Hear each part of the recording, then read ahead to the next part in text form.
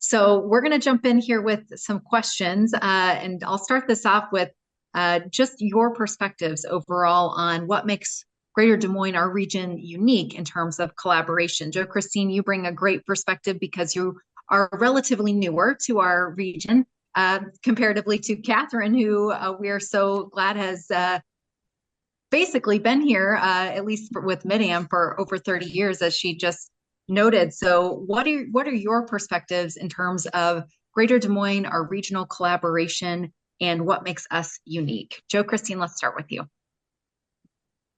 Yeah, I think collaboration is the Des Moines region's superpower. I often talk to friends and former colleagues back on the East Coast about that, how striking it is. I think that the accessibility of leadership here in Des Moines makes collaboration a default setting for the region rather than an administrative hurdle. When you're in larger metros, whether it be New York or Chicago, Minneapolis, there's silos, and those silos are reinforced by the distance between decision makers and the idea creators or the ideation that occurs. So that shorter distance between idea and the people who can bring that idea into action is a huge power for Des Moines, and one that makes it unique and also makes it quite fun in terms of coming up with innovative ways to serve social needs and to make a difference. Thank you. Kathryn. Yeah, of course, Joe Christine says everything so well. So I might just pile on a bit and add to what she said, because that truly is a huge part of it. I might say, too, that we actually walk the walk. We just don't do the talk. And I think it comes about in the sense that, and if you think about it in that sense, is we also, another way that we describe ourselves is that we're just one big small family and one big small town. And so that translates to me as family. Small towns, I think, are much more family oriented. And I think we carry that mentality as we walk the walk about, look, everybody's our neighbor. Everybody knows each other in some sort of form or fashion. And because we think about it in that way, we also, I think, are much more willing to embrace each other because we already feel like we know each other somehow, some way. There's a lot of overlapping on how we work together. And because I think the fact that we're not really trying to compete, because we know that we're so small, I think we come together very early on to support something. And I think that's what's really part of us too. And we were welcoming and inclusion before it was ever something that you truly had to be intentional about. So I think it's easy for us to do it because it comes so natural. And it was something and that to me is also another form of walking the walk, and it's just not the talk. Thanks, Kathryn. Appreciate your thoughts there. So Joe Christine, Kathryn, I get the opportunity to work with both of you in numerous different collaborations throughout the work that you all do, we all do together. I'm thinking of Principal Charity Classic Board. I'm thinking about the work related to Reimagine DART and our Regional Transportation Council, Housing Solutions Alliance. The list goes on and on. And the fact that you two are willing to show up and continue to lean in and support this important work that's happening throughout our region, I think you are shining examples of this work. So thank you. And with that, we also know that we at the partnership and out in the community talk a lot about we're standing on the shoulders of giants, and that the legacy of past leaders have ingrained in us to continue this commitment to working together. So would you say that those principles and standards related to standing on the shoulders of giants and leaning in is something that is just part of our DNA now because it's been happening for so long, or is there something else that's standing out that's making you as a leader wanting to continue to lean in and work together collaboratively to move our region forward? Kathryn, can I start with you? You absolutely can. And as I think about this, and as I think about looking back, because that is so smart to understand who you are and where you came from, and how we got to where we are today, and why we still continue to excel and maybe fight above our weight. And that is because I believe, this is my saying, but this is my interpretation of it, is to think big, bold, and better. And don't hold back from that. And also, in order to do that, you have to actually create the table. I think that's something that our previous leaders always did, and I think we've learned well from that. And that's create the table and understand who needs to be at that table. And then if you look at who shows up, who's missing, and ensure that they are included and that there's no empty chairs around that table. And I think that's really important, because then that forces that collaboration. It forces us to understand where we want to go, and it creates that visionary. And then you start to be for something. You start to create those solutions because you have a very robust table that's already been put in place for you to deliver on. Well said. Joe, Christine? Yeah, what I'd add to what Kathryn said is, echoing my prior comments about what makes Des Moines so unique, right? Is this idea of what I refer to as a radical hospitality. The prior leaders, some of whom I've had the absolute pleasure of either working with or meeting, and some of whom, I unfortunately have not had an opportunity to interact with. But what is clear nonetheless is that idea of stewardship and radical hospitality that they brought to giving back to this community and building this community.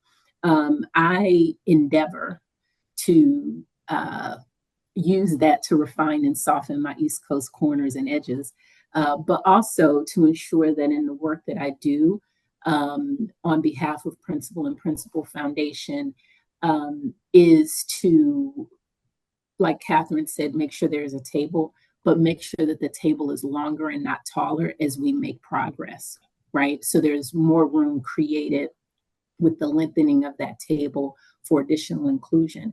And I do mean inclusion as broadly as possible, right? We're seeing, I'm becoming uniquely aware as my children move into their teenage years, there are like significant intergenerational differences in the way my generation and the next generation, let alone, the generation coming up behind them, see the world and where they think the world should go. So can we make that table longer to create space for those intergenerational views? Des Moines has a rich finance background and sector, but there are new entrants coming into that market, right? Around fintech and around technology generally. Kathryn mentioned data centers. How do we make that table longer to put a space there for them and for their views and needs to be reflected in the conversations that are taking place? So when I think of standing on the shoulders of giants and the things that past leaders have done, that I have the privilege of moving forward in my role, it's really continuing to live and exemplify that idea of radical hospitality, making tables longer, not taller, and ensuring that inclusivity and inclusion remain at the core of what we do. So both of your comments are making me reflect a little bit and think about the fact that we have 5 generations in the workforce right now. Yes. And also that we collectively are giving back in different ways to move our region forward by volunteering our time and expertise, all of these things. How do you recommend, or do you have ideas around how do we instill in others that are either just entering the workforce or early on in their journey in the workforce to be part of that longer growing table that we're working to create? Either one of you want to answer that? I know it's a out of left field question here. I might add just what I said earlier about we walk the walk, right? And I think the best leaders to support those generations around you and those coming up are to see you walk the walk. And if they see you engaged, and if they see your a part of something, and if they see that it's important to you, they're going to look at you, because number one, you're a leader in their eyes, whether you buy into it all the time or not, but you're a leader in their eyes. And I think as they see folks and at different levels of leadership, right? It's not necessarily tied to a specific title, but if they see certain people that they can connect to, or that they do look up to participating, they're going to want to be engaged, because FOMO is real. Nobody wants to miss out on really great things or really fun things, and they want to be a part of something.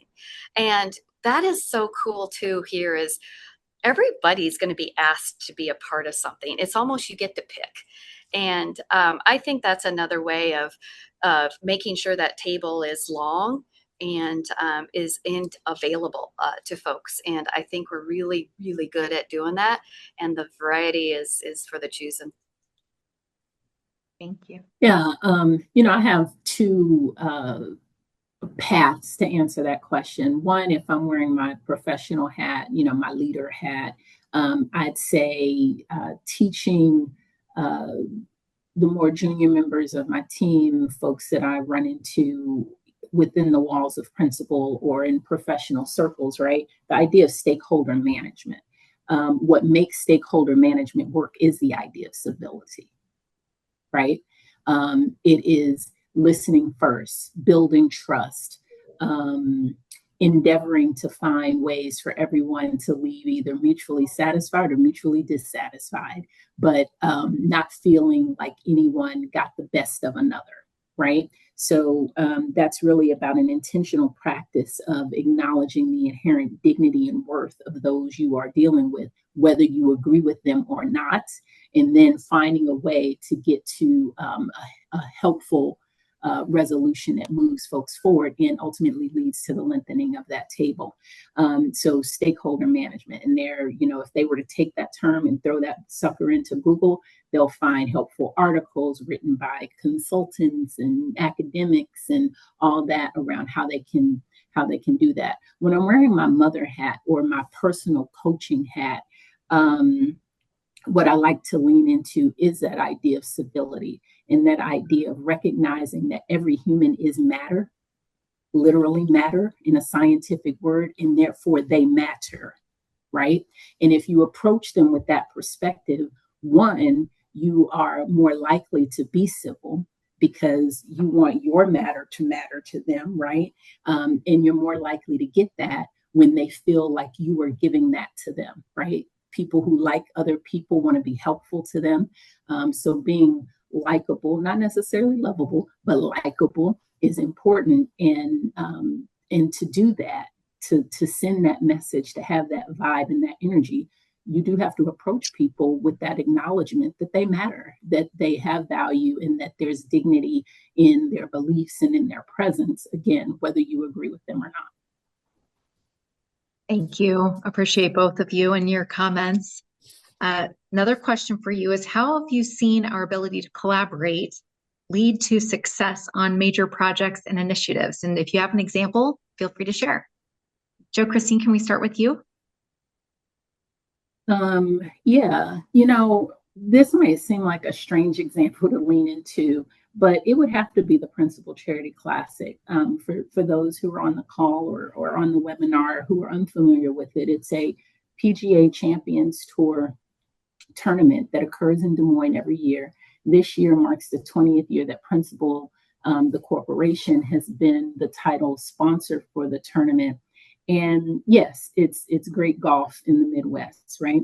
But the reason I raise it as an example of collaboration, and more importantly, collaboration leading to success, is because what separates the Principal Charity Classic, I'll refer to it as PCC going forward, from other tournaments on the tour is how deeply committed Principal is to making it a community event.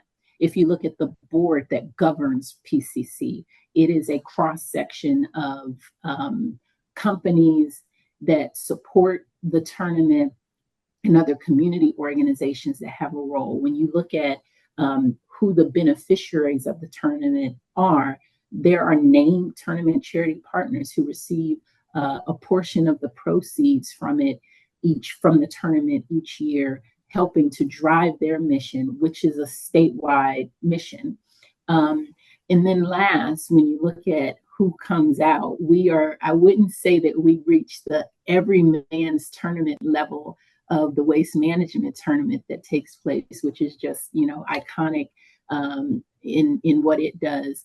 But we do strive to bring all elements of the community together for the betterment of the community, defining community in this instance as being the state of Iowa and its youth. So that's one example. And not to belabor the point, but when I look across the Midwest, there are all types of wonderful collaborative efforts that I think have informed some of the things that Des Moines has done and that are great examples of collaboration across sectors.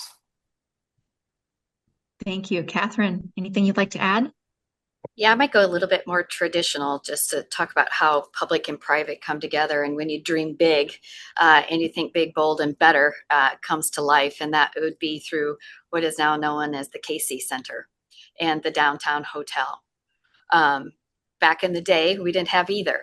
Think about it, the size of Des Moines in the metro area, we didn't have anything like that to be able to compete and to put ourselves on a national stage so that people would look at Iowa a little bit different and have a reason to come and experience Iowa. And that took perseverance. It took collaboration. It took persistence. It took, just a lot of stick-to-itness to it. And it took across all sectors, right? From all different cities, all different counties, both the state level. There were so many pieces of this, and it didn't just happen overnight. So it was across generations too, right? Some people came and gone because we still didn't get it done. But boy, did we get it done. And it supports, I would say, the metro, but it supports Iowa because it provides a bricks and mortar space for us to showcase who we are. And we always said, if you come to Iowa, you're going to love Iowa. And we needed something like this to allow for people to experience Iowa and spend some time here. And it's an economic development driver. It's a people driver. It's a placemaker. And it then generates all different sorts of things around it too, right? And so with that, I think the thing that we get put on the biggest stage with is, with the NCAA basketball tournament. We could never have done that. And now we're on a national stage. If they're not here in person, they get to see us on TV. But then it brings amazing concerts. And so and all different things in between from trade shows. And it just sets the tone for who we are. And I do believe it is a nice bricks and mortar reminder every time I drive by there of how important it is to think big, bold, and put a team around it, collaborate, communicate, and just stick to it until you get it done. Excellent example. Thank you. Thank you both for that. So I know we have some elected officials that are joining us today, as well as some other city, county staff. So one thing that I've been thinking about, I'm sure you are as well, is that sometimes it can be difficult to take off just one hat and wear the regional hat. So rather than wearing just a city hat, one specific city or county hat, wearing that regional hat. And I know we have some leaders on the call today that do that very well. But Jo Christine and Kathryn, can you think of any situation or a time where leaders have been able to find a way to collaborate to wear that regional hat, even when it was difficult or required sacrifice? Who'd like to start?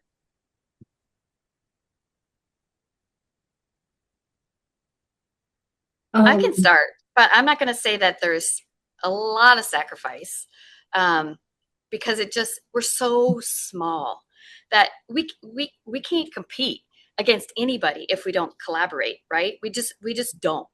And because we're so small, and remember we say we're 20 minutes from everything in our space, we can't possibly, first of all, we can't duplicate stuff because we don't have the people to sustain it. We don't.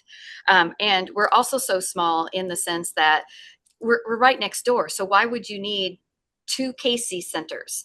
We just don't need that. So it's really forces us to collaborate and understand what are those amenities that we need in order to ensure that we have a great place to live, we can do the business attraction, and we can all have great things.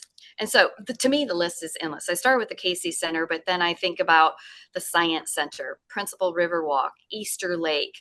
I could keep going, Recplex, the East Village, Papa John Sculpture Center, Icon, the water, river trails that we're doing, and it's endless. There's sportsplexes down in Norwalk, and there's stuff going on in Winterset. I just believe it is who we are, fundamentally who we are, for us to be successful. Otherwise, we slice and dice, and we become so small and so diluted that we cannot possibly be successful. Plus, I think it forces us to check ourselves at the door. Why are we doing what we're doing? Are we doing it for me and I, or are we doing it for the greater good? And when you answer that question, that tells you what path you should go, or what direction you need to readjust to, or is there a pivot that comes into place? Thank you. Yeah, I would echo Kathryn's comments. The region, it's big enough, right? But it's still the proximity is such that duplication can't be supported. I do think in times like the ones we find ourselves in now, right, where belts are being tightened, true collaboration gets tested. And I hope that public leaders lean into the idea that collaboration in the leanest times is what leads to better stability for growth to occur when these times pass, right? And that when you are in a region, and when folks are as intertwined and interlocked as we are nowadays, that any weakness in that network will ultimately impact everyone. Thank you. Thank you for sharing. I'm looking at the clock. Our time has flown by. So if it's okay, I'm going to ask one more question, and you can take this any direction you want. And that is final thoughts that you would like to share today with our attendees. Kathryn, can I start with you? Absolutely. So I have a couple sayings that I think are important, and they're going to, I think, tell the story. And one of them is, if you're doing today what you did yesterday, you're not ready for tomorrow. That is just, it encompasses everything. I live by it. That's how I challenge myself to think big, bold, and better. The other thing that I think is important is take the time to look up. See what's going around you. Don't be so engrossed in what you're doing or what you know that you're not seeing the bigger picture. Because if you're not seeing the bigger picture, you're absolutely missing something. Be for something. Just don't be against. If you're for something, that means you're looking for solutions. That means you have big ideas. That means you're ready to collaborate. And that being against something is so darn easy. But being for something is hard. And that means you have to put the commitment in and the work in. And last but not least, I am a Rotarian. I've been around Rotary my whole life. I'm not saying you should be, but those are important ways to shape who you are and continue to check who you are. And there's the Rotary 4-way test. And one of the 4 ways that I test myself is it beneficial to all concerned? And when you use that as your bottom line, I think it allows for civility, character, trust, and honesty to always win the day. Excellent. My final thought is one that I've been using with my team a lot, and it's one that I use with my sons as well, and that is that that life is a contact sport. And when I say that, what I want to center for the listener is the idea that humans are a social species, and being social requires contact. Just like civility requires contact, collaboration requires contact. There's nothing that we get done without relying on other humans to either comply with the social contract, if you will, or to be amenable to the requests that you are making. So that's what I'd leave the group with today, to remember that life is a contact sport and life is for the living. So get out there and make some contact. Love it. Very well said. Thank you, Jo Christine. Thank you, Kathryn.